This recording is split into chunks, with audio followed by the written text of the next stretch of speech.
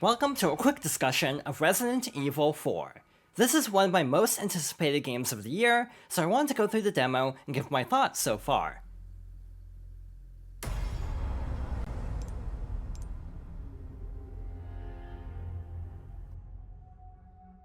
September 30th, 1998. It's a day I'll never forget. The cop inside me died that day. And that night, Raccoon City was wiped out, thanks to the bioweapons created by Umbrella. Somehow I made it out, but too many others weren't so lucky. I was asked later to join a top-secret government program. Not that I had a choice. The training, punishing missions, nearly killed me. But at least they kept my mind off everything. If I could just forget what happened that night. The pain, even for a second. This time, it can be different. It has to.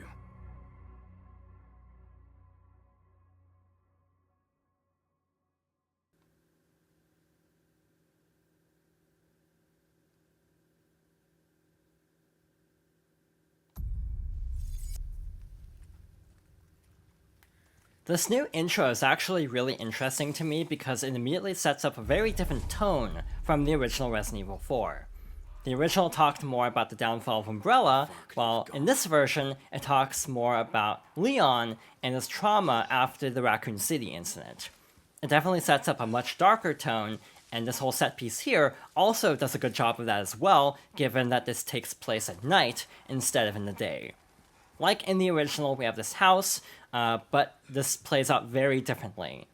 The Resident Evil remakes, in general, tend to be more like reimaginings rather than like one-to-one remakes, and this is definitely the case here.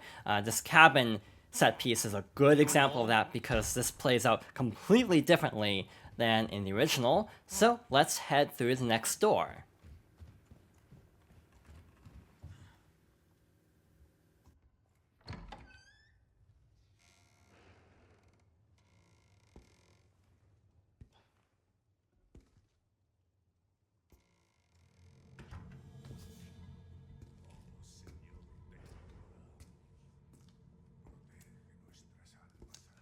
Sorry to barge in like this.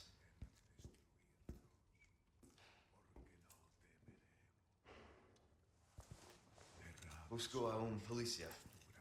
Vino aquí?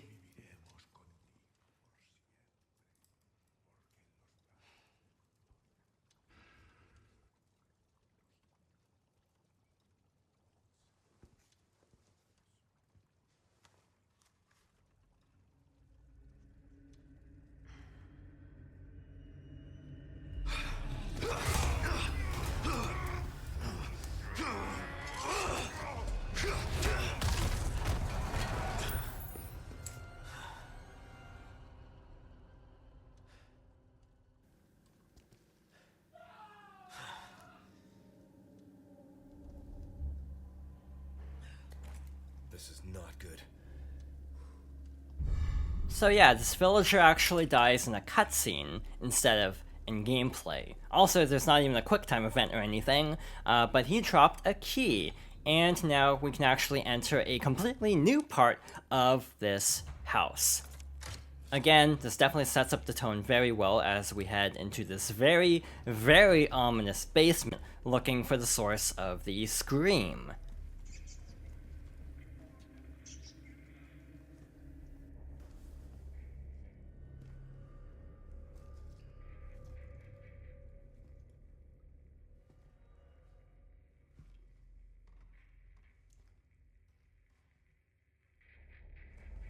Hey!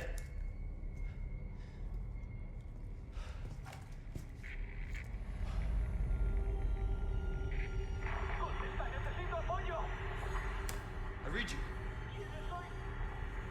What's your situation? What the hell's going on?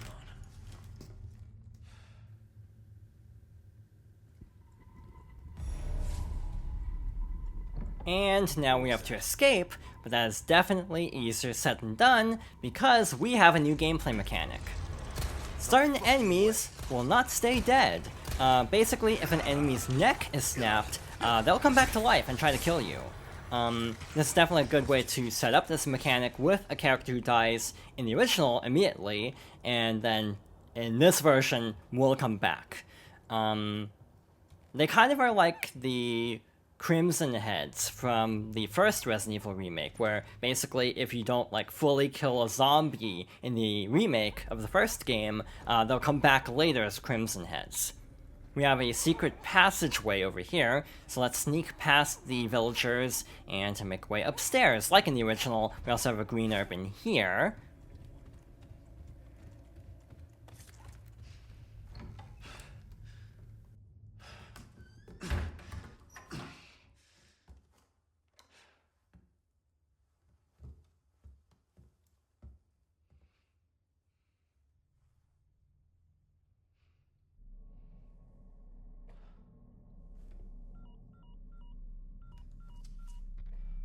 Bruce, this is Condor 1. Hunnigan here. What's your sit rep? The President's daughter, Baby Eagle. It's likely she's in this village. Our intel was correct then. Well done. Need a location on a nearby lake. She may have been taken there. Copy that. I'll see what I can find. Hurry up. Something's happened to the people here. My escorts are...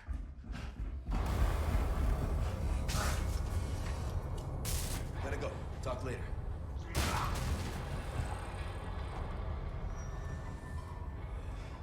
I'll let myself out.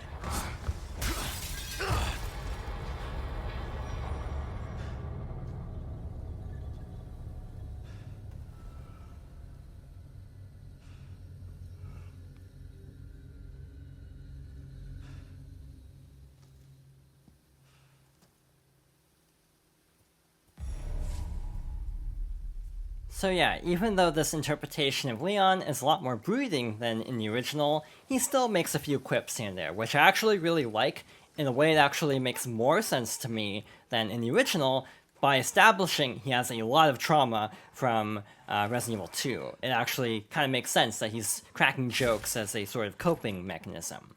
We have some handgun ammo in there, and in here we have a save typewriter, but because this is a demo, we can't use it. We also have some gunpowder, because this game has a very robust crafting system, actually. Over here we have a dog that's caused quite the stir online, because in the original, you help a dog from a bear trap, and it actually shows up later and helps you in return. Clearly, this one is already deceased. So people are wondering if this is a red herring, and that there'll be another dog later on. Alright, now we have access to all of our equipment. We have a handgun and a knife, and we can actually perform a lot of interesting moves with the knife.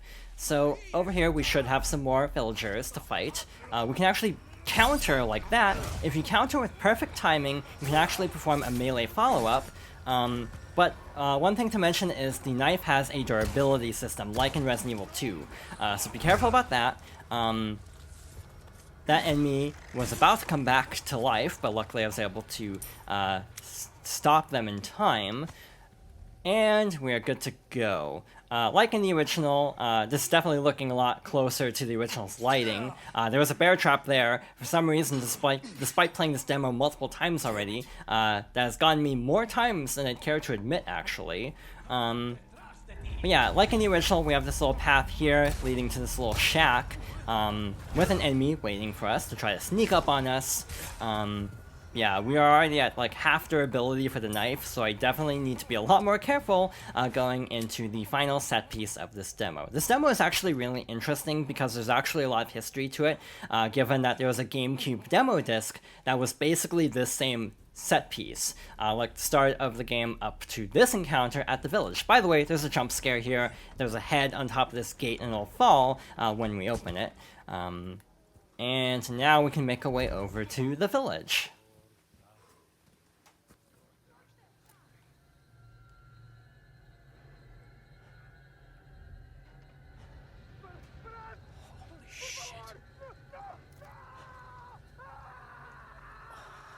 I first played Resident Evil 4 in late 2020, and I really enjoyed it, but I also found it a little bit, clunky because I had played Resident Evil 2 and 3's remakes before playing 4, which is part of the reason why I'm so excited for this game, because conceptually, Resident Evil 4 has aged super well. It's just a couple things in gameplay that feel a little bit antiquated. That was not great. I was hoping to sneak up on that villager to perform a stealth takedown, but we are immediately thrown into this fight, unfortunately. Let's make our way to an open house over here.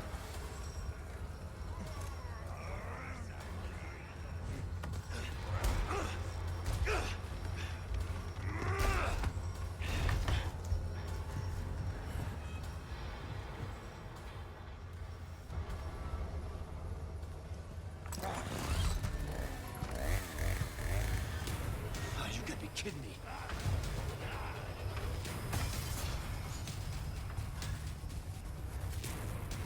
It's my lucky day. And this is why it's called the Chainsaw Demo. Actually, there are two reasons why it's called the Chainsaw Demo. There's actually a secret, completely random difficulty option that appears sometimes when you start up the demo called Mad Chainsaw Mode, where you have to fight even stronger enemies and a tougher version of this boss.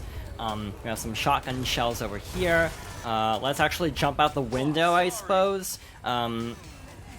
This was a very bad call, it turns out. Yep, a very bad call. Let's try to quickly run to safety. By the way, we have a hand grenade, so let's try to take out a couple of these enemies now that they're all grouped together, because this is either based on time or amount of enemies defeated. One other thing worth mentioning is I have a weapon called a TMP.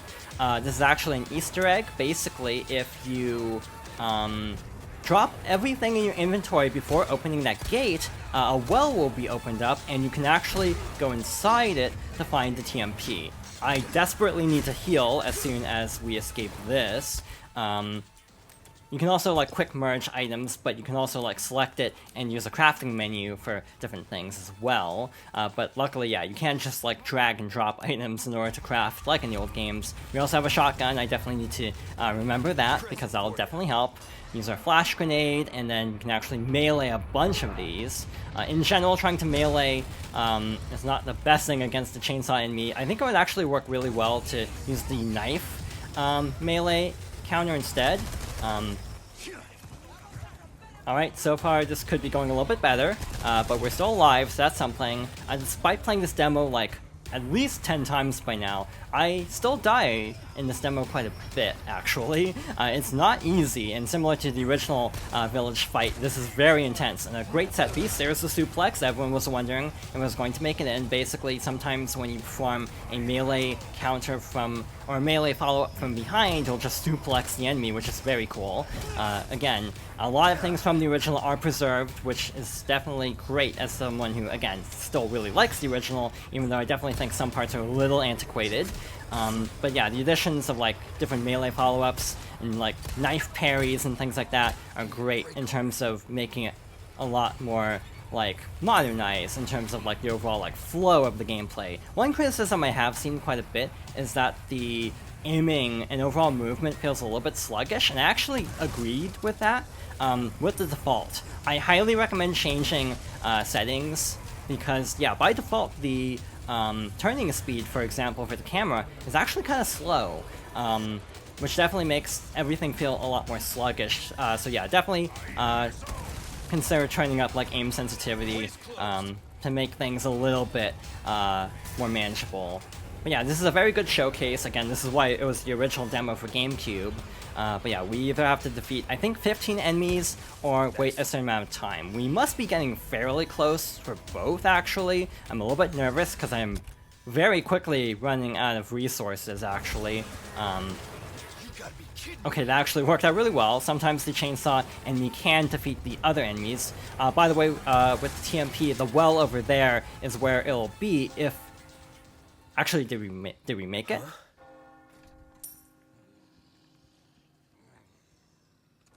La campana. Al que obedecerla.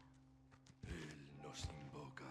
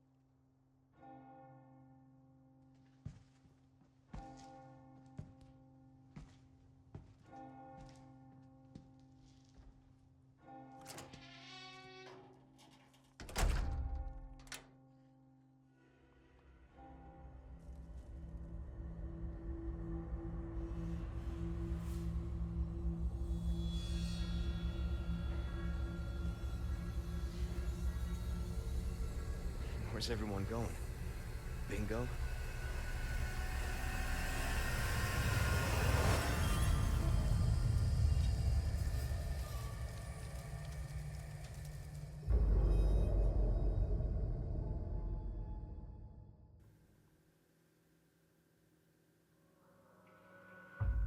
And yes, the bingo line is in. Overall, that was a pretty smooth run of demo, actually. 9 minutes. I've seen the world record is actually closer to 3 minutes, which is absurd. And again, there is the hidden, completely random difficulty that I actually haven't even tried, given that I've been struggling quite a bit with the standard difficulty of the demo. So that was a look at the demo. In general, I'm still excited for the game, but I do have one concern, and that's actually death animations, because we actually didn't die, and we didn't get to see any, but the death animations in the demo are actually very, very violent, and I'm a little bit concerned about that, given some of the death animations in the original were very graphic at the time, and actually having them in current graphics might be a little bit much for me in terms of like overall level of violence. Other than that, I'm still very much looking forward to this game. I definitely want to play it eventually, but I definitely want to see like other playthroughs to kind of gauge if it might be a little bit too violent for me. But yeah, at the moment at least, I'm still very much looking forward to this game. Again, I've played the demo like 10 times by now, which definitely is a testament to how much I've been enjoying it, and also having stuff like the well with the TMP and having like the random mode are very interesting in terms of like continuing to play it and like get better with the mechanics. It definitely does feel a little bit stiff, as I was talking about before, but once you like figure out the proper like controller like aiming sensitivities and get used to how it feels compared to the original, which this plays very differently, it's actually a lot of fun. So yeah, I am curious to see how the final game pans out in terms of like some of the later set pieces that are very iconic, and also to see what else is added, because again, these remakes tend to subvert expectations quite a bit. With that being said, thank you for watching, and I hope you'll join me next time for another discussion.